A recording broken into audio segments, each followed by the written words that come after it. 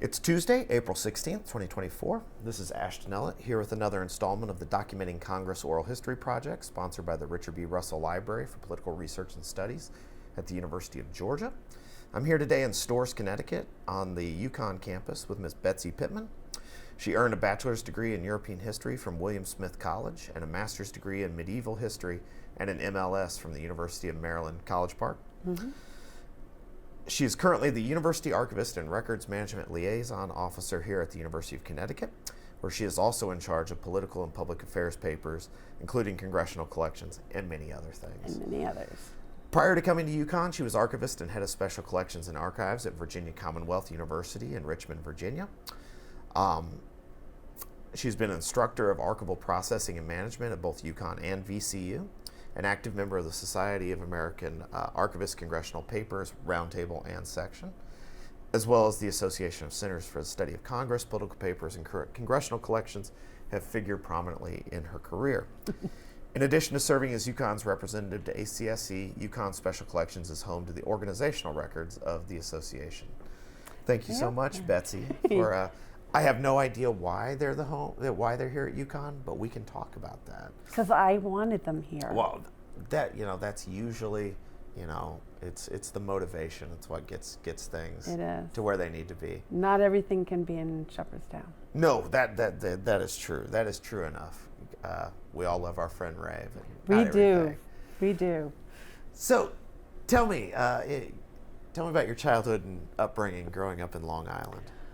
I'm the oldest of 5 girls, and God bless your parents. Well, yes, and my father actually, he was a milkman. He sold the business to come back to UConn to get his PhD.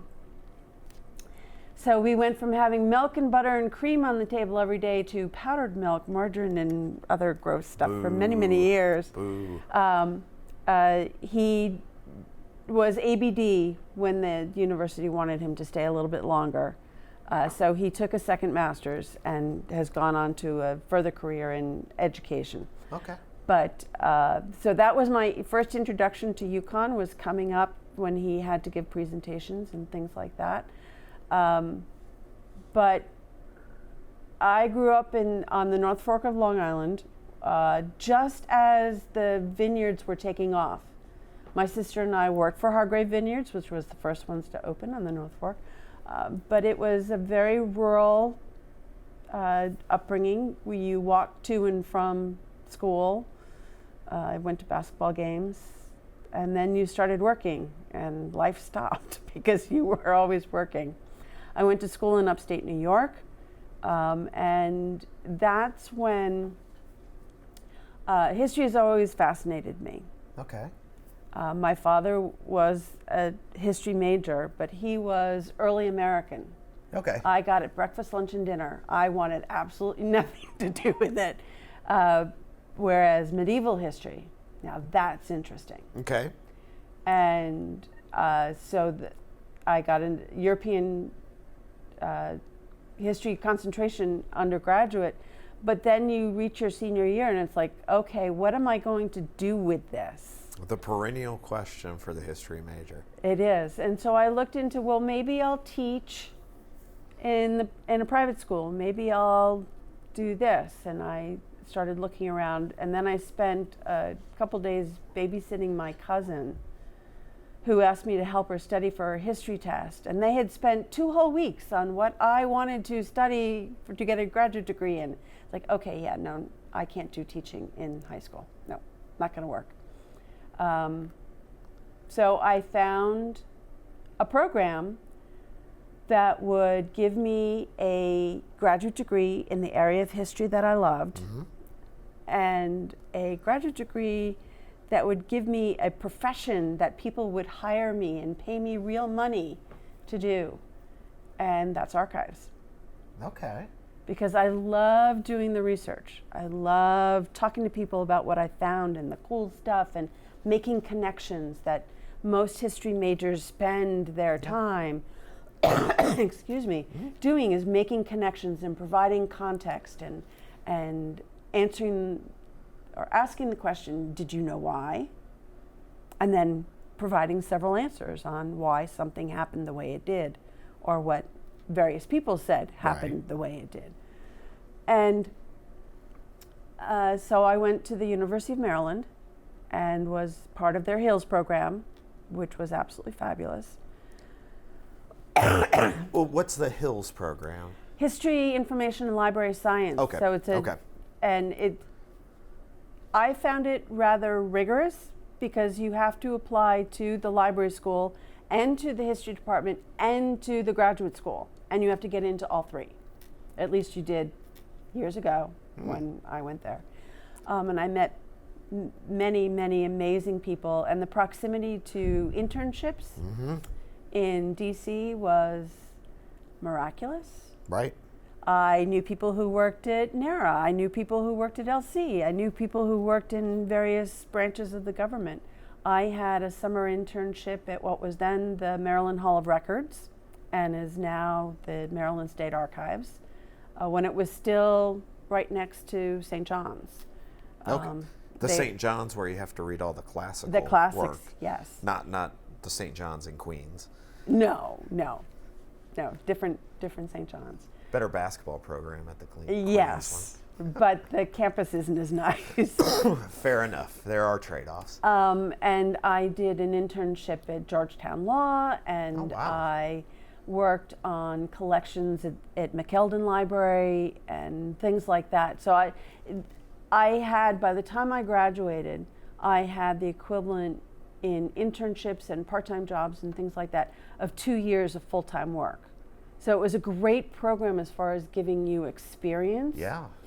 And then I was hired to be the archivist on the academic campus at VCU. Actually, before I graduated, because my TA ran out and I had to get a job. Right. So I had finished my library program, but I hadn't finished my history program. I had all the credits. I had to turn in one paper. I had taken my exams. What was the paper on? Do you remember?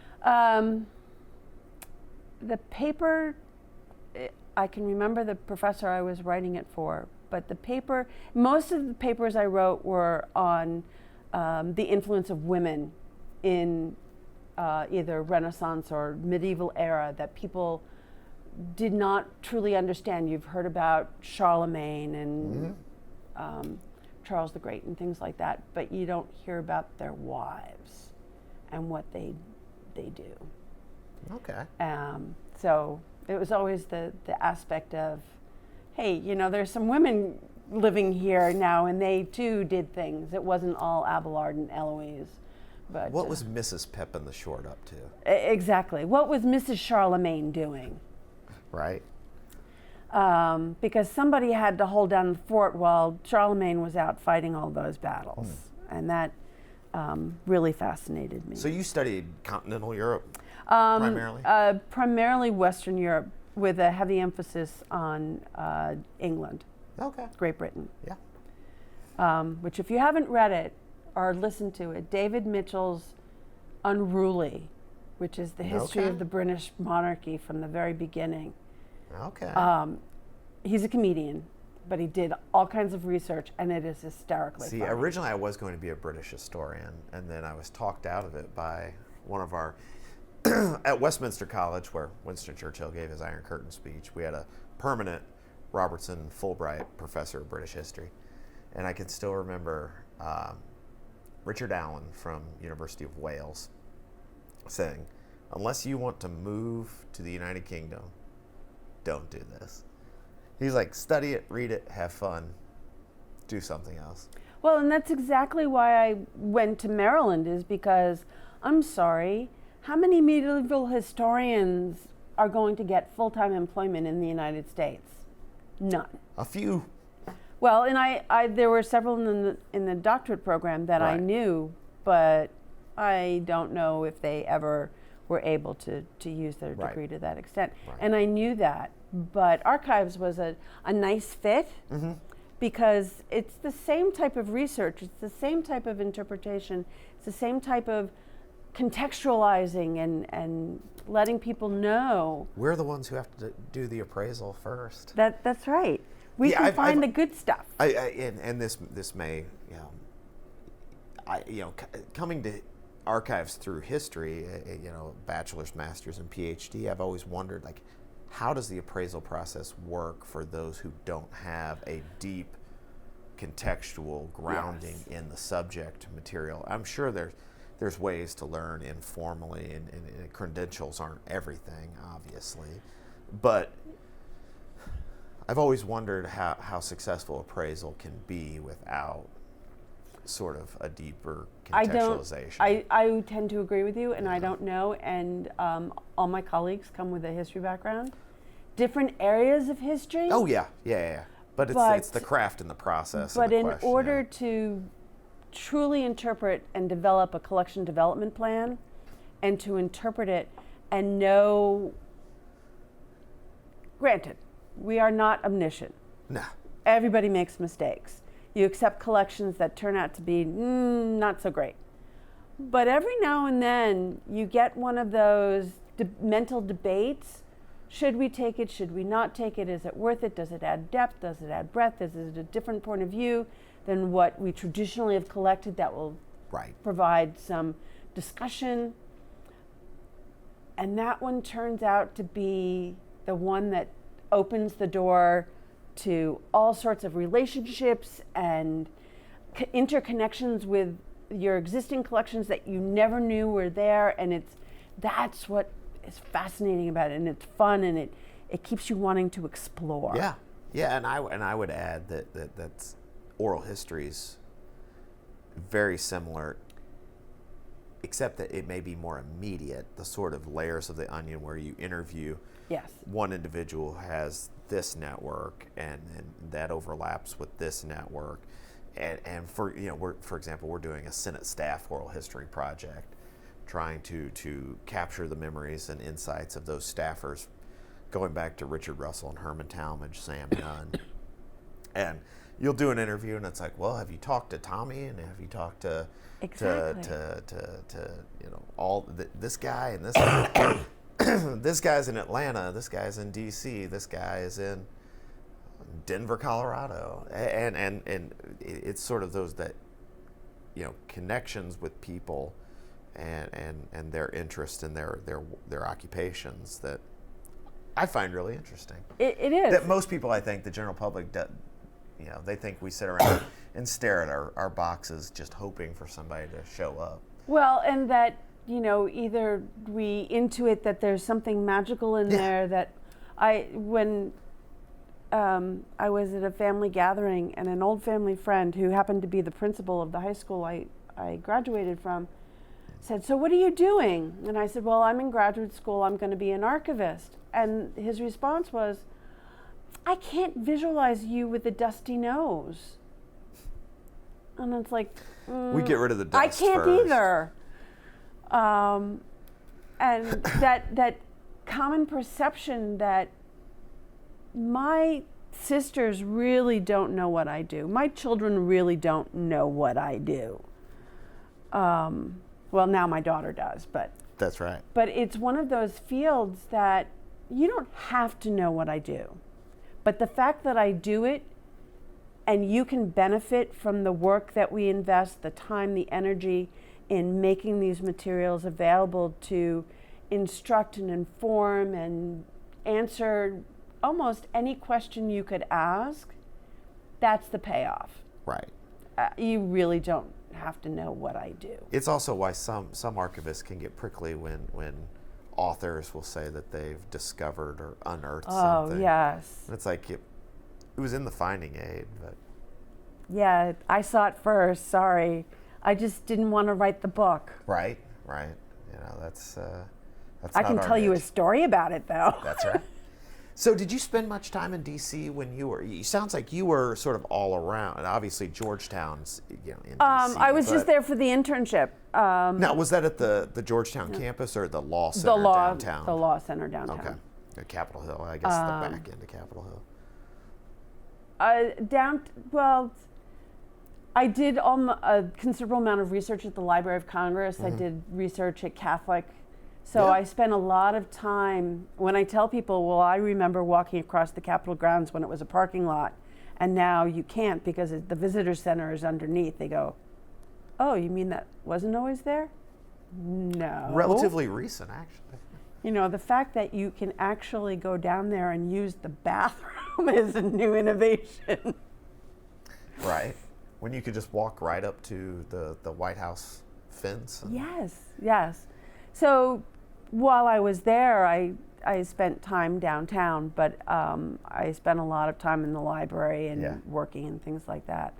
And then once I started at VCU, we would go up to visit. Yeah.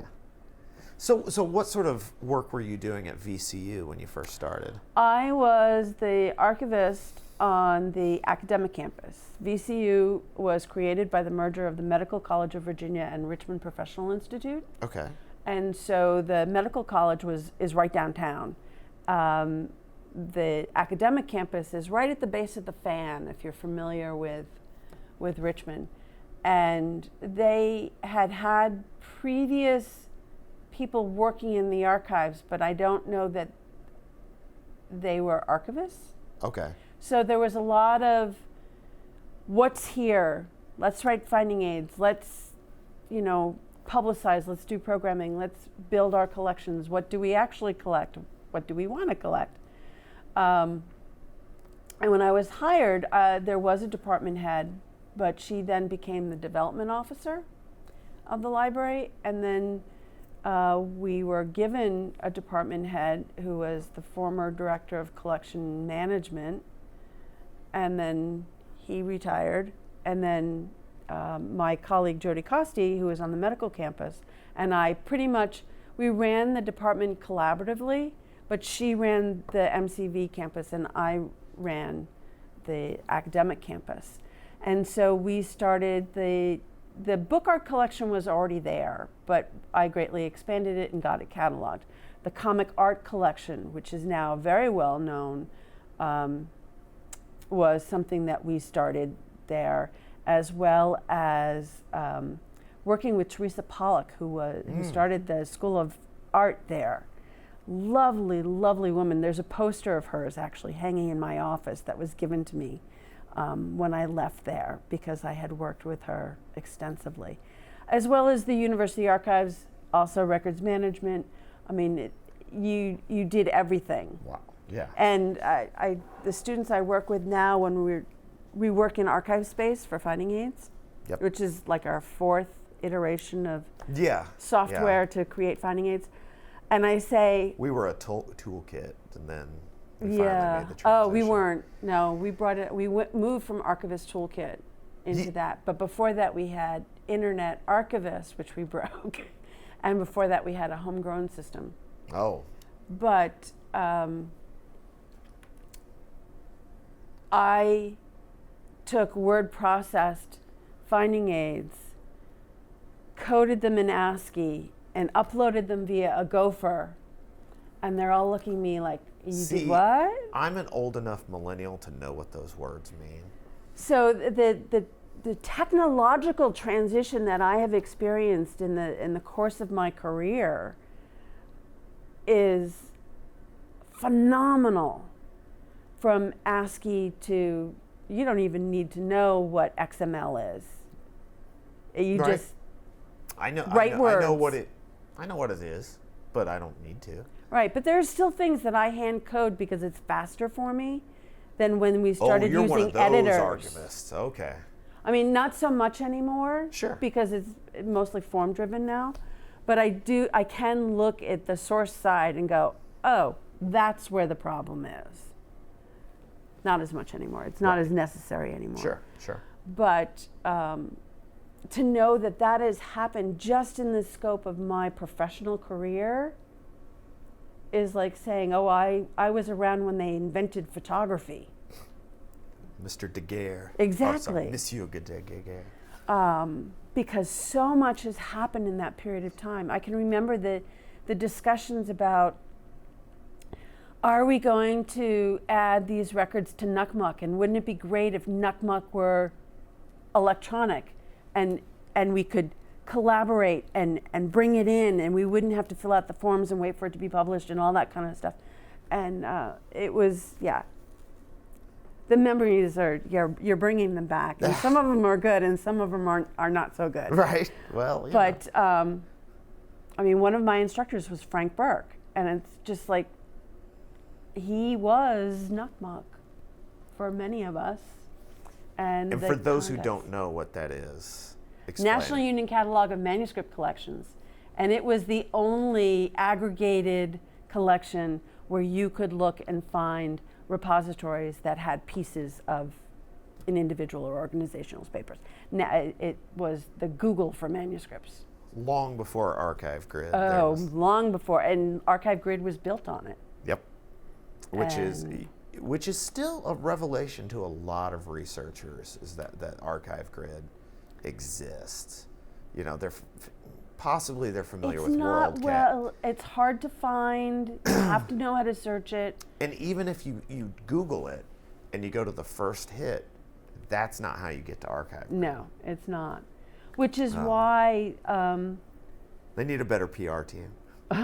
Well, and it's like it was still built for the practitioners in the field. It wasn't built for the researching public. Right. Whereas now the archive space-based aggregators, there's one for Connecticut, which we've just upgraded and reviewed all our finding aids to make sure they meet the ingest requirements.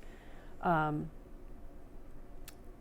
then all the aggregators are feeding into bigger regional aggregators, which are feeding into, that was a pipe dream. And I'm still working, and I get to see how it is playing out. Yeah, there are so many things that we would argue over after work at a local bar. Wouldn't it be great if? And now so many of those things are possible. Yeah. I mean, even the fact that there was a mark for archives manuscript collections, and then that went into something else, which went into something else, and Well, I mean, it's all about helping people find our stuff. In the area of oral histories, used to be, you had to listen to the recordings in the reading room. Yes. If there were user copies available. Or you had to go and read the transcripts, which I'm a big fan of transcripts for access purposes and for research purposes, but you do lose some of the personality, some of the emphasis, some of the humanity in oral history. But now, you can access them through YouTube if you'd like to do that, or you can access them through the OHMS system that was developed by Kentucky at the Nunn Center. You can download, real-time 3:00 in the morning. transcripts. Can't fall asleep. Yep. I have some people that are like, "Oh, I listen to these while I work out." I was like, "Really? Okay." That'll get you energized. To each their own. Exactly. To each their own. Exactly. So, were there any political collections at VCU? Yes.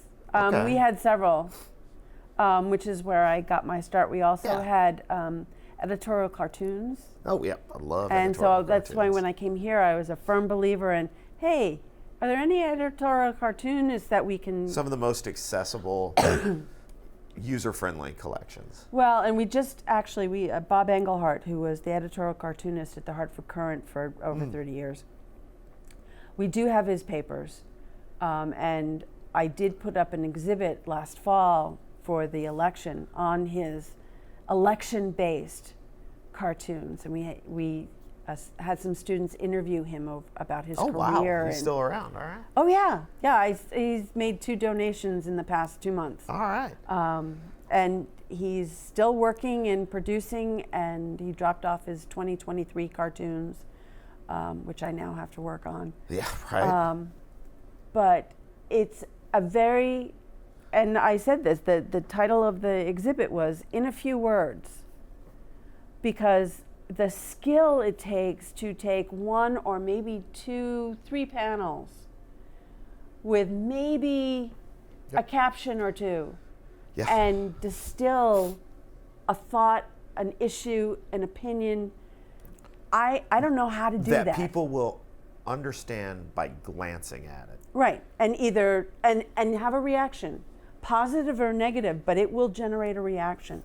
And I am not that creative. I don't know how to do that, so I find it a great talent. Yeah. And it makes a nice complement to what is seen as dry and dusty and boring legislative collections. Yep.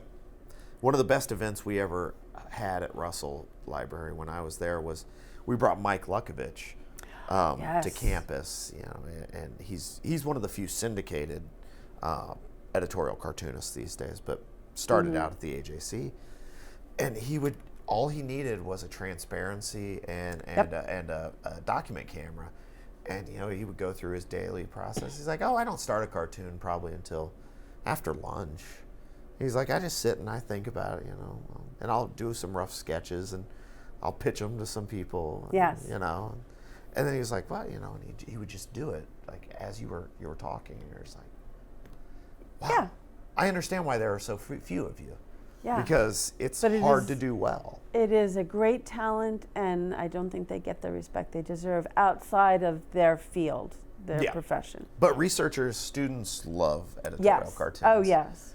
But yes, we did have, you're now asking me to think back almost 30 years. Oh, of course. But we did have congressional collections, which is a great training ground for learning how to approach staff, approach the representative or the senator, how to work through the collections. Unlike a lot of my ACSC peers, I did not start out working on processing a member's papers. I picked it up out of necessity and resources and asking people for advice. And I still kind of work that way. Yeah. Because I am of the philosophy that regardless of what type of collection it is, the collection will tell you how it should be processed. Yeah. And I'm not going to enforce an order or some type of prior determination, and I try not to enforce a bias of any kind on it. Sure. But you you inventory what's there. You tell me, I might have the series in a particular order, but the materials themselves, you tell me how the office organized it, because that in and of itself will tell you a lot about the individual, how the office worked, what was significant, what was important, and how they worked as a team. Right. In a way that if you say, well, it's got to be their speeches first, and then, then their legislative work, and then the case work, no. If most of what we've got are, and in some of our collections here, are by town. Yeah. Oh, yeah. Counties in the South. Well, towns in Connecticut are better than counties. Oh, yeah. Township. Yeah. Oh, yes. We have 8 counties, but we have 169 towns. Then that's what was important to, in this particular 2 instances, the Congress people, was what they were working on for their towns. There's still casework, there's still legislation, there's still bills that they're drafting and issues that they speak on, but it's the needs of the towns that they were the constituent correspondence, which are when and people that's started separate from taking casework. that out, I really, it hurt me. Really? Oh. Well, because there are ways to anonymize it. Oh, yeah. Yeah. And I understand personal privacy, but you're writing your representative. To some extent, you're writing to a public agency in a way. I don't know how much anonymizing is necessary after a certain period of time. Well, and especially if you go through, legacy collections, Yes. there was no effort to anonymize, to extract PII, even if you could. You maybe with a magic marker. You can. I mean, you don't have to do it by hand anymore. There are software tools that will help you do it.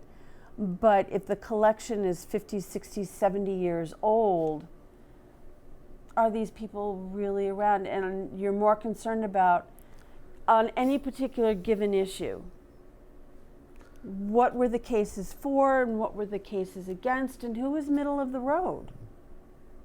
Right. And what got them, the individual, motivated enough to voice their opinion to their representative? Right. And this is where the history part comes in. And why did they do that? Right. Well, and this is skipping ahead quite a bit to talk about when you're pitching the member and their staff. But a lot of people think that we collect these papers simply because of the member and their legacy, which is a piece with of their it. legacy, which is part of the three-legged stool. We're It historians. is. We It have to have a stool to explain all of a metaphor. Because we talk for a while and we have to sit down. That's right. So the members' legacy and their interests Yes. and expertise, but also the public, their members, the constituency, and the office itself. Yes. How did the office run? The staffers who, if there's any former members listening, I apologize, do most of the work of the office. Yes. The member is critically important as the principal, but it's up to the legislative directors, the schedulers, the district office managers Yes. to do these things. Yes. And it has to be part of the equation when you're explaining this. Well, and that's why when you make the ask, it's Yeah. like, yes, we want all these big issue materials, but we also want the office manual. We want a list of all the staff and their roles, who was responsible for which legislative. Makes processing a lot easier too. Oh, and even knowing who Joe is. Well, which Joe and when?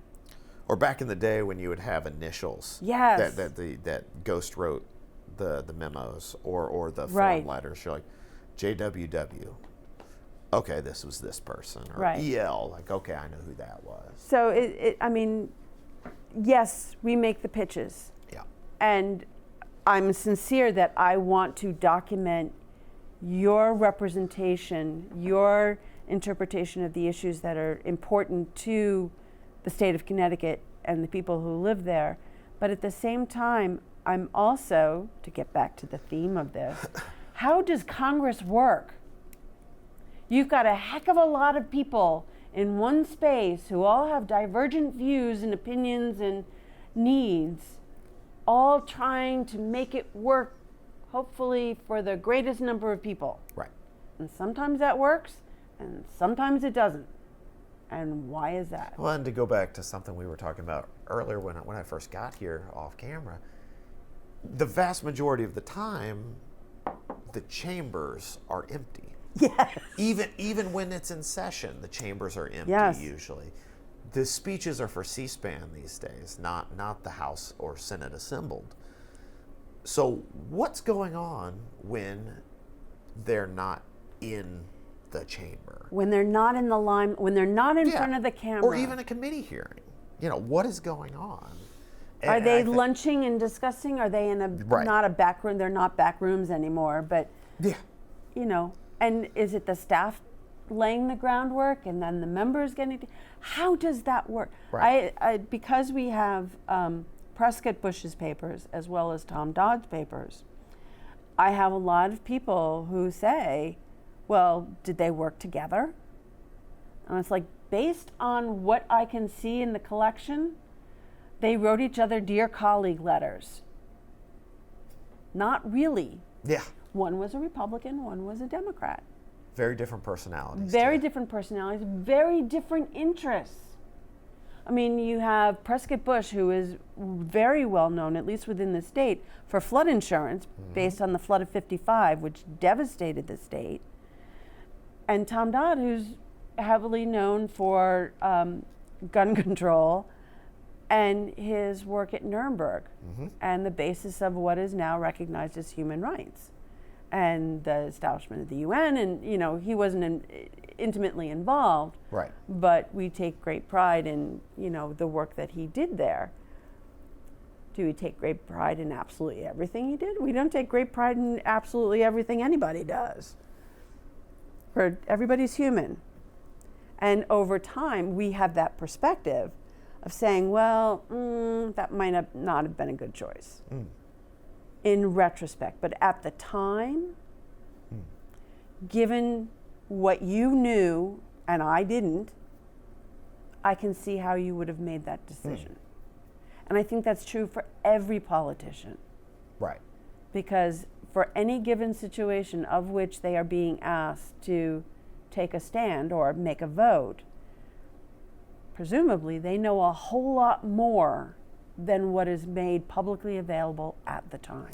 Yeah, we always get questions, and it's usually from staffers. It's usually not the member themselves who are like, well, are there things in here that would be embarrassing? And it's like, that's a tough thing to answer. It is a very tough call. You know, it really depends, you know, on the individual and whether they would themselves feel embarrassed. But if you're thinking about it in terms of this is the work done on behalf of the public, you know, there are always different ways to interpret. Yeah, that is everything. A very tough call, especially since so much, particularly for more recent politicians, so much is done in the public sphere. It's in the press, it's in the news, it's Facebook, it's in social media, it's everywhere. And it's like, how can you get work done when you're being asked for basically sound bites every 5 minutes?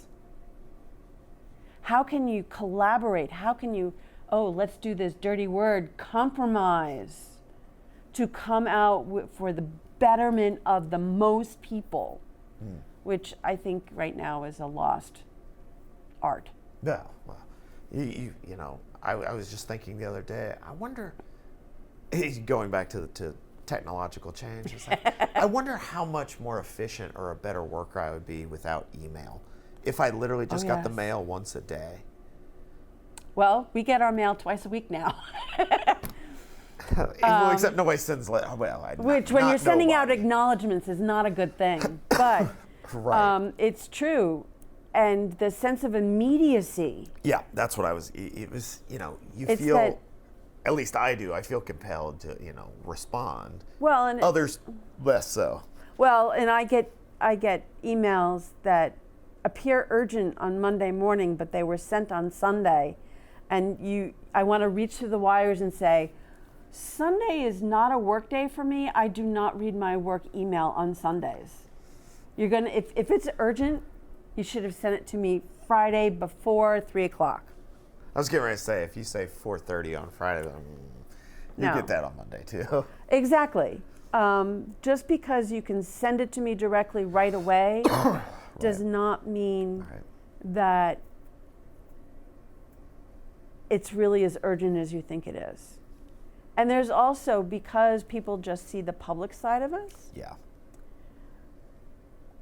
I got 4 of those right now, in addition to the work that I have to get done for other projects.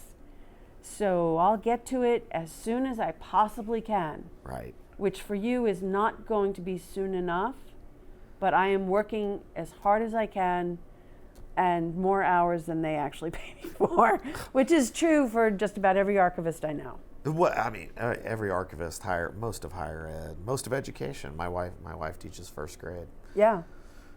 God bless. You yeah, know.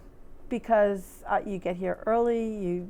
Because it's quiet first thing in the morning, and I'm working on a FOIA request right now. I can scan when nobody else needs the scanner,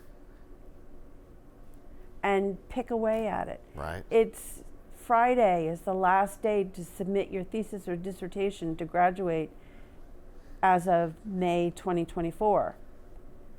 My email is flooded with kids submitting for review by degree audit their thesis and dissertations, because once it's approved by degree audit, then I upload it. Yep.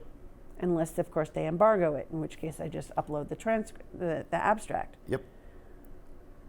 But there are kids who are, I'm sorry, they're not kids. There are people who their offer of a job is dependent upon whether I make that available soon enough for their prospective employers to see that, yes, they did get their pass their dissertation or their At master's UGA, thesis. that's after your defense. You do It is here too. Oh, okay. Yeah.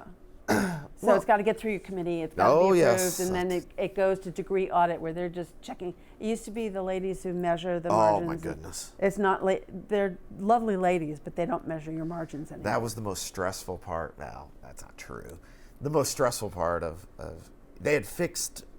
It was easier by the Yes. time I was doing my dissertation, but when it was the master's thesis, I thought I was like, this template, are the margins right? I don't. Exactly. This is, it was so Exactly. stressful. It was horrible. It was horrible. Well, anyway, back to archives. It's all archives. When did you get involved in SAA? In grad school, because we were students at Maryland, the archives advisor was active in SAA, and they were meeting in DC. And if we worked the tables, we could sit in on a session if there was room. But it was, as you enter library school, it's like, well, you should join ALA, you should join SAA, when you're a grad student. So that was my first introduction to SAA, because I wasn't a member yet when I was in grad school. But once I was employed, I joined both. But we didn't really have a rare books collection at VCU. Uh-huh. So after a while, I gave up my ALA membership because it really didn't have much for me. Sure. And I was an active member of SAA, but not in committees and things like that. But I was never able to attend unless it was in DC. Right. While I worked at VCU, I didn't actually attend a SAA meeting, and actually I presented at that meeting, and it was in Denver, and it was the first one I had attended when I started here. Oh, wow. Because they gave me money to go. Now, I was very active in MARAC, because the professional development money at VCU funded that to a large extent, but I guess the furthest away was when it was in Buffalo. And we dropped the kids off at my sister's in Massachusetts and drove out to Buffalo, and so you kind of cobbled together. But I was on the board, and I was a state rep, and I presented, and Jody and I hosted and pulled together a conference in Richmond, and so I was very, very active in MARAC, but I was never able to attend SAA. The money just was not there. SAA is a pricey. I could manage the membership, but I had a very young family, and my husband was not their primary caretaker. So I couldn't leave for a week and say, bye, have fun. As a matter of fact, there are very good friends, old friends, that are now long since retired, who soon before I left the region, we were at a party and came up to me and said, Betsy, I've never seen you drink alcohol before. And it's like, you've never seen me not be pregnant before. So because I was pregnant for a very long time. I have 4 children. So, most of MARAC had only seen me be pregnant. But SAA, so it was a Denver meeting in, I guess it was 98. And I gave a paper, and it was lovely. It was overwhelming. And I had been a regular attendee and chair of the Connecticut Papers Roundtable for quite a few years. And served on various committees and steering committees, and so I'm now that it's all electronic, CPS, C&U. Oh, I was chair at C&U too. Electronic records. There might have been a few others that I was in and out of. See, when you do everything, I was like, wow. I was like, how can one person do all well, of these because there are all things? those things that I'm responsible Yeah, for. right. That's what. Yeah.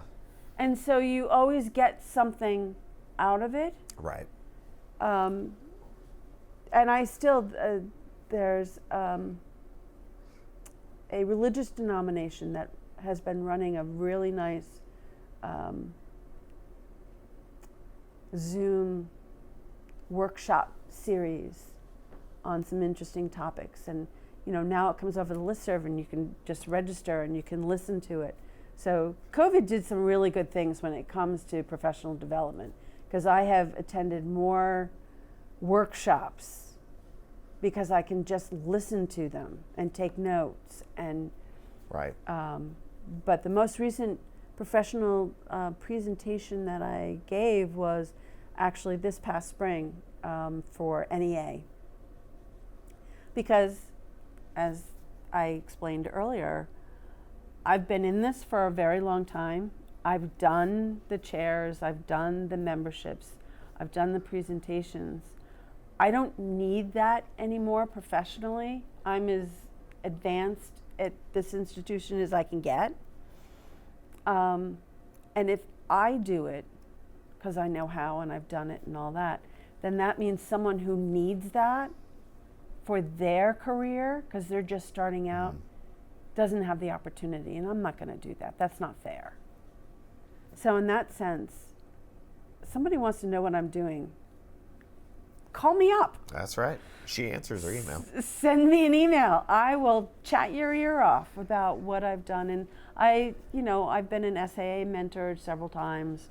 I'm an unofficial mentor to a woman who works part-time in a local historical society. I'm working with the town historical society on a project right now. And it's advisory. Right. You asked my opinion, I'll give you my opinion, I'll give you your options. You tell me what you want to do, and then I'll help you from there. Right. But because I started in the early automation of archives, and now I spend a lot of time at my computer, I have a fairly good idea of what the options are, but I am a very practical archivist. I know theoretically what the perfect is, but we're never going to get there. So here's what you can do while working toward your perfect. It's like everybody who sat for the CA exam. It's like, well, I know what the answer's supposed to be. Well, and that's a philosophical thing. I give them all due credit for going for their certification, but I've been doing this for over 30 years. If I can't get credit for doing that, then what is the certification doing? And as a matter of fact, that's how I met Dana Bell. Is she was in graduate school and she wrote to the listserv, which existed then, and said, so what do people think about certification? And she and I started this long discussion, and I gave her my rationale on my stand on it and why. And we would meet at SAA or MARAC meetings and chat and have dinner. And so I've known Dana for years. But we've gone, she's happy at LC, and I'm happy here in rural Connecticut. Well, tell me how you wound up back, I suppose, at UConn. Oh, that was more of a personal thing. The situation at VCU, I had been there for quite a while, relatively speaking. I was now basically a department head, co-department head. I had been chair of the library faculty group. I had been promoted once. I had, been professionally active. And my kids were getting older. And we lived in the city proper. And where they were going to school was a model school, but the middle school was not. Middle school stuff. And not in Richmond. And they have a lot of, at that point they were having a lot of turnover in their school superintendents. And we couldn't afford all the private schools that are available in Richmond. So I was on the job market for the last 5 years I was there. And I interviewed all across the country. And I even interviewed while I was pregnant with my youngest. And I saw this job, and I almost did not apply because we had just gotten someone else in the provost's office to take over records management. And this job was to be university archivist, to be curator of several other Connecticut history in several other areas, and records management. So I almost didn't apply, but I did. Because you're an archivist at heart, not a records manager. Exactly. But I understand how they work sure. together believe me, after all these years, very, very Right. well. And actually that weekend before, my sister was getting married, so I was on Long Island, so I took the ferry over and came up and interviewed. And the librarian positions here, not only do you go through a rigorous meeting with everybody under the sun, but you have to give a presentation. Yep. And someone asked me a question, and I can't remember what the question was, but I remember my answer, which was, if you are hiring me in order to do that, I can't do that for you, and this is why. But they hired me anyway. And it's like a world opened up. You have a purpose-built building, which at that point was state-of-the-art, climate-controlled, dedicated storage. Whatever office I got would have a window in it, and I would be the only one in it. There was public presentation space. There was a reference desk, not a room with tables in it where you sit, but a desk with nice furniture, and the patrons go in one place and you go in another. And they had professional development money. They had dependent care money. Tuition remission for my dependents. VCU, I could go back to school, but nobody else in my family could. Yeah. It was unionized. So in Virginia, there were many, many years where there were, your contract kept coming out later and later into July. And it's like, so do I have a job? Or am I just showing up and waiting to see if you're going to pay me? I mean, it's a very good institution, no reflection. But that was the situation. And with a young family, and so to have a union contract that 5 years out, you know what your benefits are going to be. You know what your cost of living is going to be. I'm sorry. Would you turn that down? So we moved to Connecticut. And when you got to Connecticut, you obviously, you've mentioned some of the job responsibilities, but UConn's political collections are and were far more extensive than VCU's. Oh, yes. Oh, yes. So how did you dive into grappling with well, Connecticut history and politics and by diving into everything involved? You read the finding aids, and at that point, the finding aids were all typed. Sure. And so a lot of the work I did the first year and a half I was here was word processing all the finding aids. So I knew all the collections and the political collections, and seeing, well, how come there are no dates on this? And how come wait a minute, this is personnel. I got to go look at that box. So I did a lot of digging into the collections, as well as we were transitioning from one management system to another. So with the help of a colleague, we developed an accessioning numbering system and process. And then I went through all our donor files and built our historic accession records to the extent possible. And then we have carried forward with that since then. And then we moved them from system to system, but we still use the same one. Do you digitize your donor files? No. No, okay. Because Archive Space won't accept documents. Okay, you would have to. Yeah, so we have paper donor files. Okay. Which is kind of nice because it allows us to keep confidential information confidential. They're locked up, they're in the stacks. But in going through all those donor files, I found a lot of, this is collection material, why is it in here? And vice versa. And so a lot of cleanup happened the first couple of years I was here. We have lots of MapQuest directions. I do, well, I now Google Not anymore, directions. I will, the first couple of times I go to meet a donor, I will put them in there so that I know I don't have to do it again the next time. But learning about the politicians, and then Tom Wilstead, who unfortunately has just passed, was like the first, other than Jody, who was my colleague, she wasn't my supervisor, but a mentor would take me on these visits with him.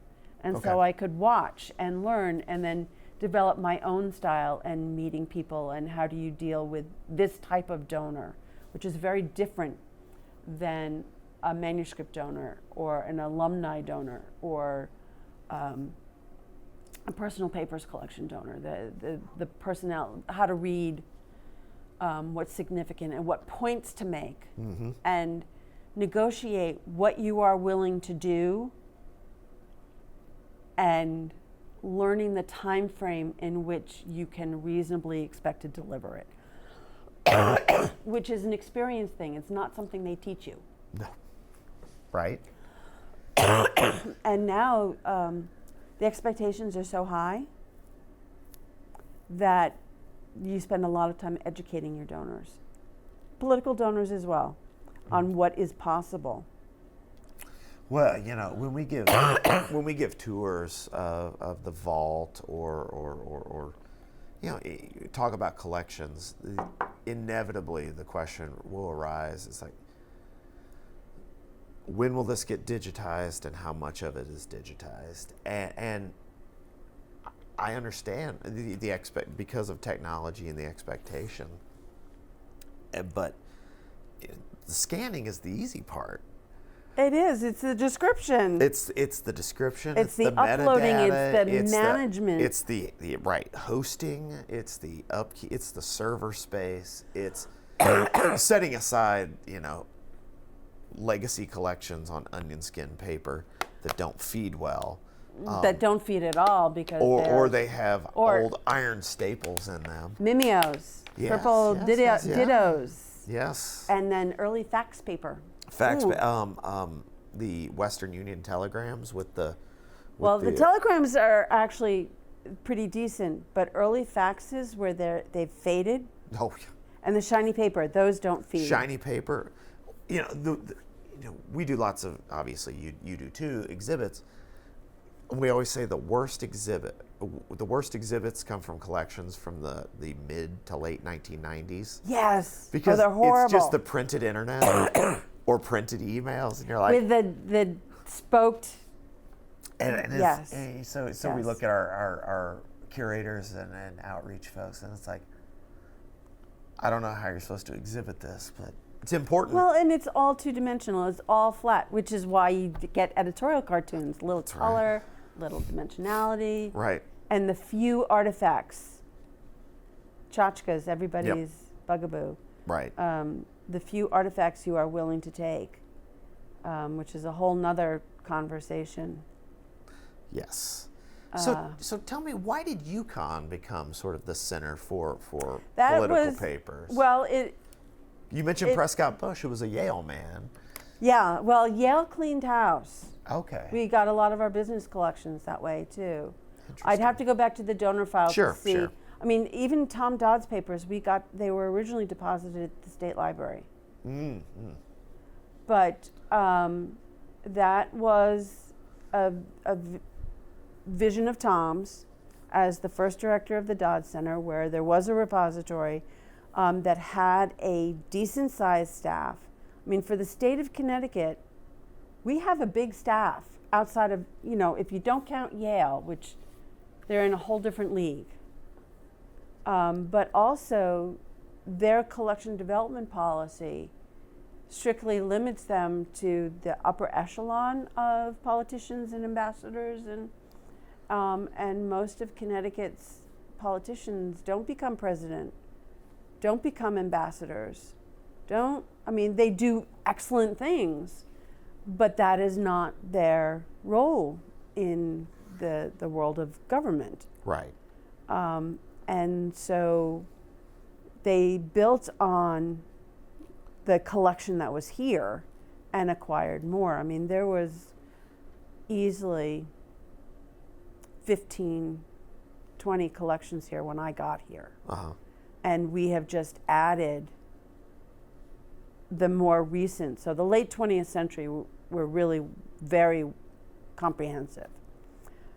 Moving into the 21st century, the Connecticut delegation's been fairly stable. Mm-hmm. So I'm quite happy for them to stay. But I've spoken to all of them, and the example of Chris Murphy, when he was a representative, we had spoken to him and met with his staff and had a very nice relationship. He's a UConn law grad, so we felt it was a good fit. And when he was considering running for the Senate, they inquired, were we still interested, and I said, yes, just let me know. But then he decided to take his papers with him when he moved to the Senate, which again, your decision, that's fine, I'm not gonna argue with you, but I'm still interested. Right. And that's true with any of the Connecticut delegation. In our collection development policy, we are very much interested in the Connecticut congressional delegation. Sure. At the General Assembly level, we are primarily interested in prominent women in Connecticut government because they came fairly late to the game. And so I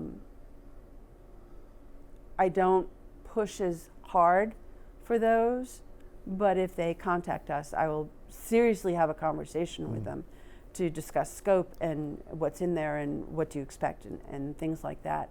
But we've also collected the Caucus of Connecticut Democrats and the League of Women Voters and all these ancillary groups that have political leanings and influence policy and elections in the state. So we do have those as well that kind of round it out. There are a lot of political activists, right? People who were influential in development of areas. There are several people who, particularly when it came to the greater Hartford Progress, where they were going to build a community in Coventry, which is the next town over, and have some type of commuter service into Hartford. Never happened, but there's some pretty cool documentation on what they were envisioning, because Hartford can only sustain so much. I was going to say, I must have missed this train. There is no train. There's a bus. The university now has a bus. Oh, wow, okay. But you have to know about it, and you have to know the schedule, and it doesn't go to the airport. Well, they've tried. I mean, but it's very, very hard when you are the land grant in New England, which means you're out in the sticks, or what used to be the sticks, because of the ag component of it. Connecticut's very fortunate, and over the years they developed the regional campuses. So there's a campus at Stamford, Waterbury, Hartford, Groton. If I left anybody out, Torrington, they closed that campus. But the downtown campus is booming and has brought a lot of life and energy. But most of them are not residential campuses. They did take over an old hotel in Stamford. Oh, okay. So there are now, I think they can house 700 students or something like that, which makes it more of a residential community. But those were originally established as feeders. You could do your 2 years at a regional and then come to Storrs. But now you can graduate from a regional. Wow. But Connecticut's small. That is true. It's not, it doesn't take too long to get from here to there. No, that is somebody who grew up in Illinois and lives in Georgia. Those are, obviously it pales to states out west, but Yes. yeah. But so how did to get back to your original question, just by digging into the collections and having to answer questions. Yeah. Reference questions are a great motivator to what the heck is in here, and is there anything that I can provide to individuals? And I'm still, one of the great joys of this profession is you're always going to learn every day you're going to learn something new about a collection that's been here for 50 years. Yep. And you thought you knew like the back of your hand, and it's like, wow, I didn't know this. I'll have to add it to the finding aid so somebody else can explore this further. Right. In terms of your outreach to the delegation, how much interaction do you have with the House and Senate archivists? It depends on if someone's leaving or not. Yeah. There's been turnover. I know who well, maybe not. I've worked with Karen for years. Allison, slightly less than that. Robin, again, we work together when there's something, and this is really bad. I can't remember the name of the new archivist there. In the House? In the House. Heather Brook. I email her, but I always have to look up her email. They're very, very helpful. They're very good about giving every repository that is interested in a collection a heads up if they've been talking with people. So there are open lines of communication in that regard. And if we get a new collection, I'll let them know. I'll give them the information. And if we find a portrait, I'll give them a portrait so it can go in the directory. And again, the beauty of this organization is you get to meet these people and put a face to a name, to an email, and find out about how their work has shifted and what their emphasis is now. And it's a lovely community. Well, tell me about, because Tom was a founding member of ACSC. Tell me about your introduction to that group. Oh. He took me to an ACSC meeting and said, hey, this is Betsy. She's working on the political collections. And so I got introduced around, and at that point, the only person I had worked with before was Karen Paul, because she was a MERAC member. Right. And it took a while to kind of get a feel for who everybody was and what their collections were. But Cheryl and Richard Hunt and Ray Smock and Frank Mackaman, and then the whole older crew that set up the structure of AC. I sat in on those meetings. Oh, okay. And got to learn their collections and what they did. And it was a fascinating educational experience, because technically that's when they set up the structure where you could have 2 representatives going from an institutional membership. And that was a great training ground. And subsequently, once Tom retired and I kind of moved up into being the senior, when I got a new department head, I took them with me.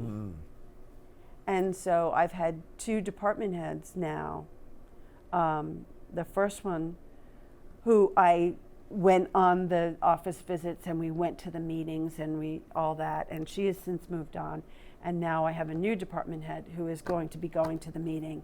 And, so I get to hear, hey, everybody, this is, and they're, our new department head and all this, and they're not working with the congressional collections, but if there's a donor visit involved, I'm taking my department head with me. Right. Type thing. So in that regard, it's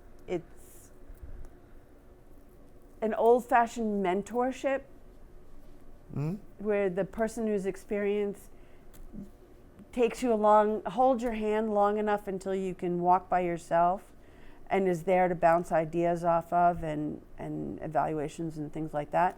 And then you're now doing that for others. Right. And it's so cool. What do you think the advantages, well, compare and contrast CPS, and you were a chair of CPR, with ACSC, and how are they different and why are they different? The ultimate focus is very much the same. It's congressional papers. And there's a lot of collaboration. I just saw the announcement that CPS has gotten underwriting basically from SAA to upgrade the manual, which is absolutely fabulous. But ACSC is about people who work with congressional papers, but at a focused or as a focused program within an institution. And the goal is to have one, maybe two per state. So it's a much smaller group. And now there's been a lot of turnover. There's a lot of younger people there, which I don't know as many as I used to because the others have all retired, or mostly retired.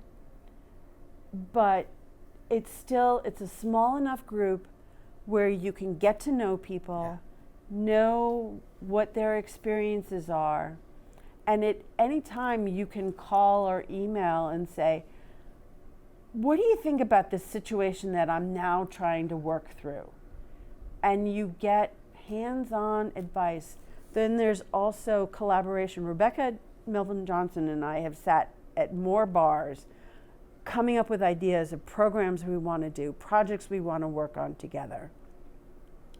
And others are the same way. The whole, the Great American Congress project, which was absolutely fabulous.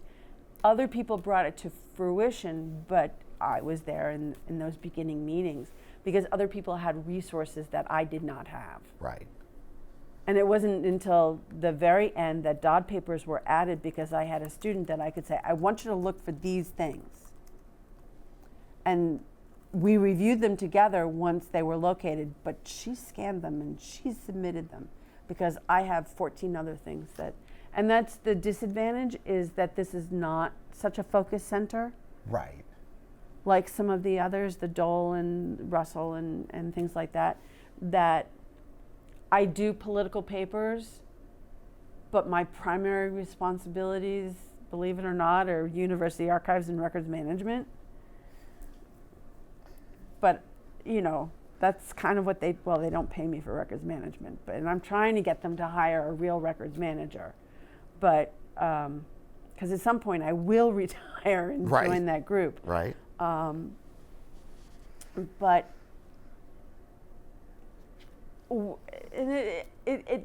it's one of those factors of being an archivist, and one of the challenges and one of the great delights and fascinations is you can plan your morning on your walk in. Yeah. Exactly. And if you get one of those things done, you're going to count it as a win. It's a good day. I got one thing done that I said I was going to do. I literally just thought of an email I've yet to respond to because of. Yep. So thanks for that. You're welcome. Yeah. But in any given day, you can work on an email, respond to someone on a given topic. Someone walks in your office and you immediately switch to a different, now you're a student supervisor. And when that student goes off and does something, you've gotten a phone call and now you're answering an alumni reference question. And then you get a letter in the mail that is, will you participate? Or why haven't you done this? Or, wow, you gave a great tour when we were there last month and mother agreed father's papers are coming to you. And I was like, okay, That's great. What do I do now? And you send out 4 4 deeds of gift, and this is what I want you to do, and then we can make arrangements. And this happens in the course, and then you get a question that is like, well, is this ethical to do that? Or what is the copyright status of this? And that can all happen in the space of, well, it can happen in the space of half an hour. It's usually over maybe 1 or 2 hours. But each aspect of that is a strength of an archivist, as opposed to, and I mean no offense by it, but a reference librarian, or an access services librarian, or even a development librarian, a subject collector.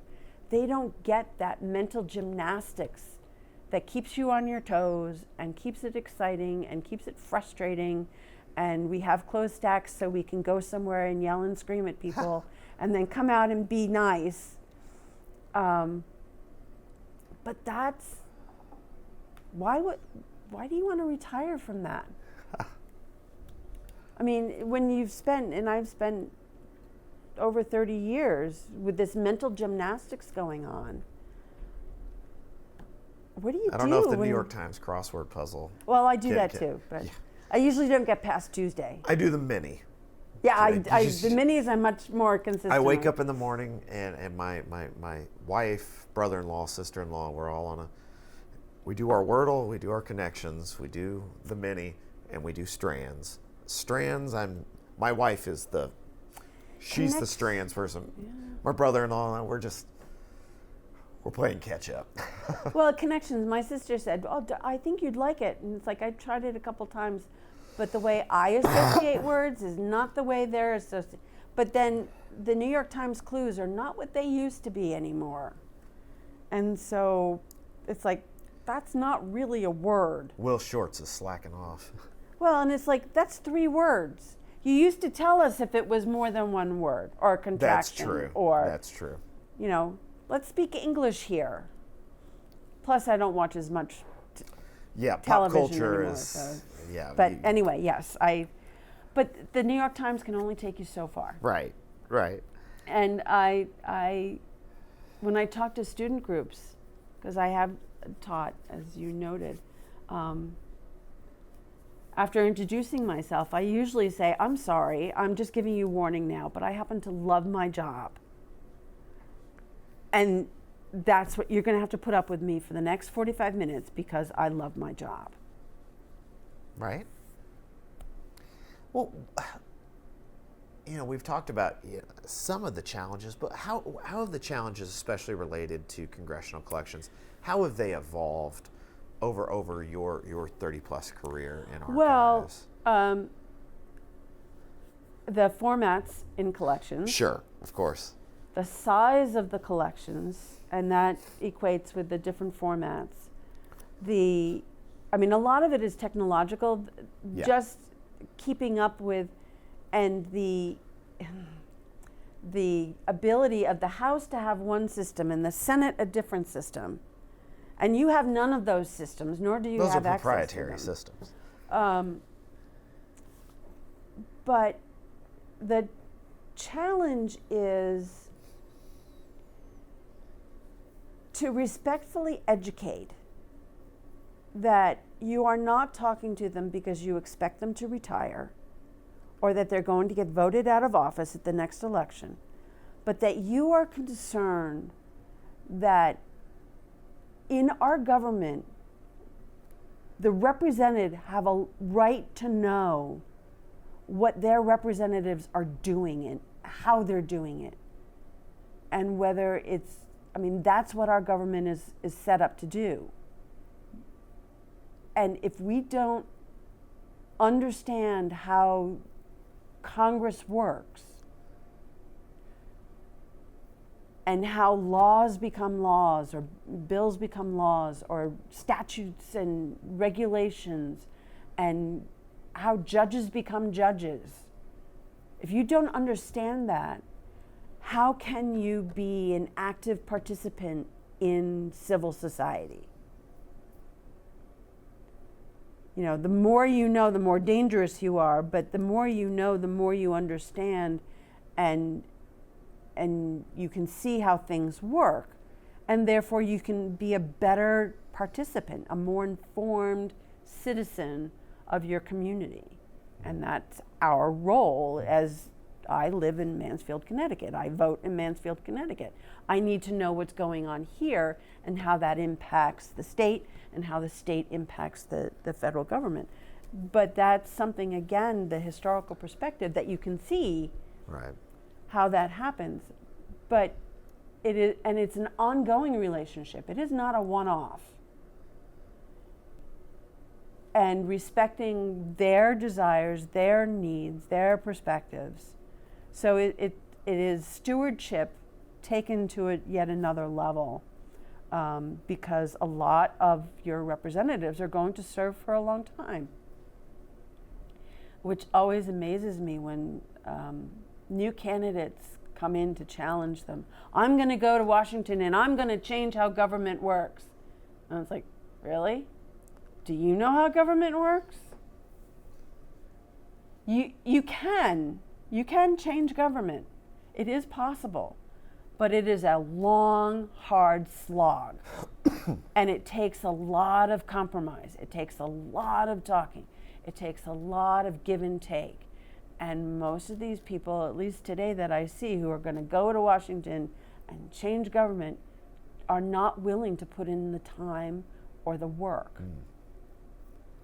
And so in building that relationship with the members and their staff is a big part of it, if not the biggest part of it, is putting the effort in, showing that you understand what they are trying to do, what their role is, and that you respect it, and that you want to honor it by documenting their contribution to the overall functioning of our government. And I mean, it sounds serious and there are a lot of big words in there and things like that, but it's being respectful, it's being ethical, it's being honest, and oh, by the way, they, you know, their legacy, their contribution, what they're known for can be documented, but also constituents, scholars, researcher, History Day students can come in and research a topic across collections and see how it's been dealt with over time or across political parties or however something happened, and understand not only how the office worked, but how Congress works and why a bill became, an idea became a law. Mm-hmm. Well, what advice would you give to aspiring archivists, who, especially those who are interested in politics and Congress?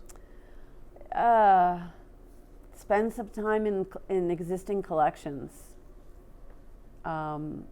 Get a feel for it and work with someone who's already doing it. I mean, there are lots of very knowledgeable people who are working in political collections right now who are willing to talk to you. I mean, archives is a very practical profession, and we work with students on a regular basis. Oh, I want to work in a library. Well, why do you want to work in the archives?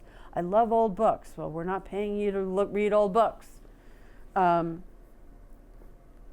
in, I'll give you some work to do.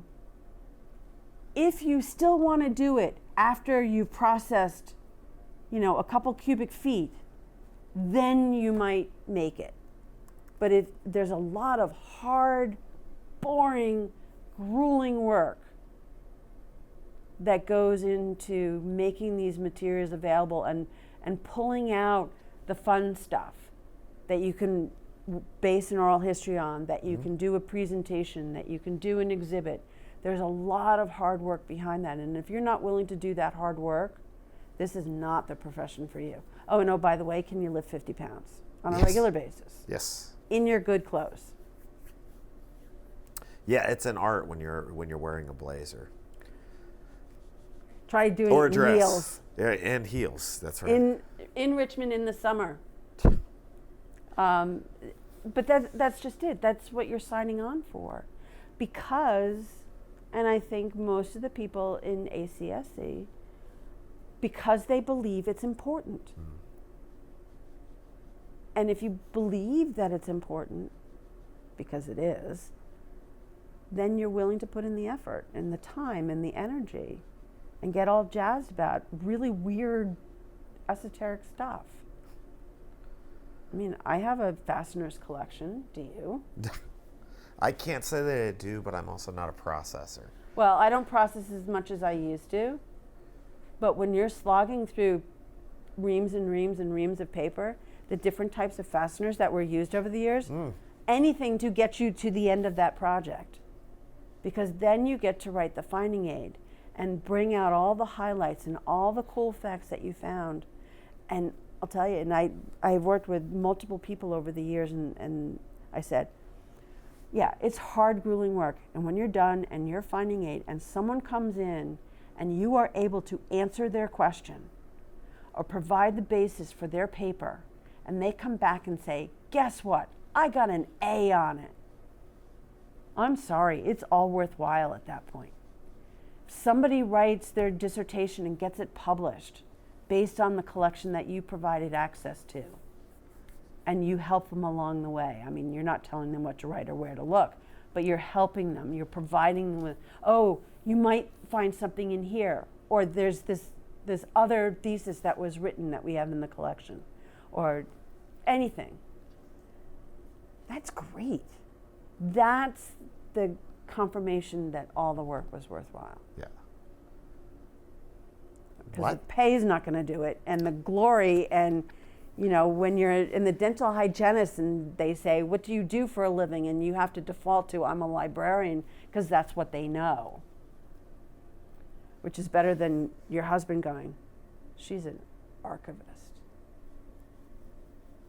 Okay, that sounds interesting. Well, when you're not doing the work of an archivist, what do you get up to these days? These days, I go home. I get into my pajamas. I also do genealogy. I also do my family's papers. I travel. That's too close to work. Yeah, but it's fun. That's how I got into it. Yeah. I get together with my family. I've got families scattered across the country now.